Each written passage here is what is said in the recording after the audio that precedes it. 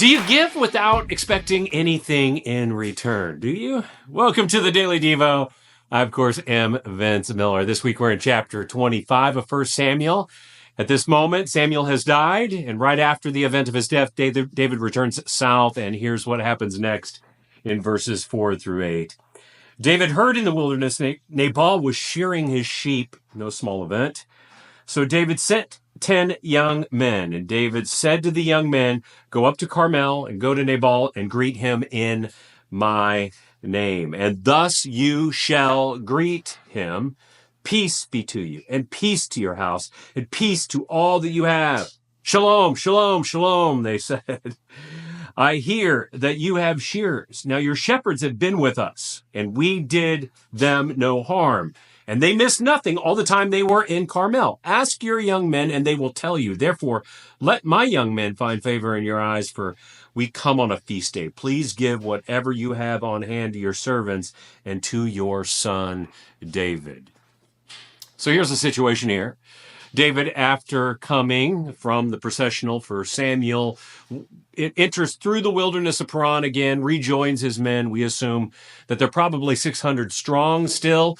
Right about this time, he learns that Nabal is shearing his sheep, which would have been a significant event given the size of his massive flock. And given that his men are hungry and need a reprieve, David sends some young men to greet Nabal, hoping for a little reciprocity because they have preserved and protected them rather than plundered them, which, by the way, would have been what every other army would have done, plundered all the resources around them. Now, David's request is pretty simple. He hopes that they can join the upcoming feast, celebrating Nabal's growing wealth. After all, David understands the life of the shepherd. He understands that he has preserved Nabal and his wealth. Remember, David was a shepherd, by the way, so he understands this moment. He merely is seeking a little bit of goodwill in return for his already extended and established protection.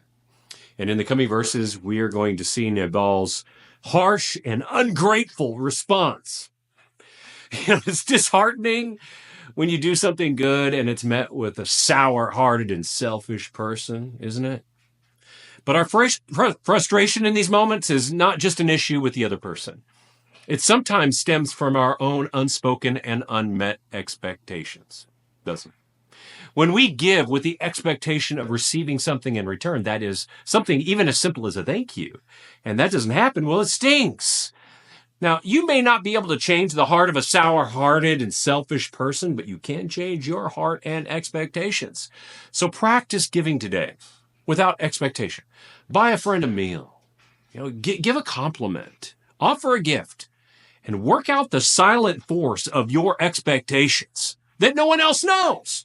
Train your heart to give without expectation and learn the heart of Jesus, who gave everything to humankind that could offer nothing in return. I love you guys. I pray this has blessed you. If it has, share it with someone else, and I'll see you right back here again tomorrow.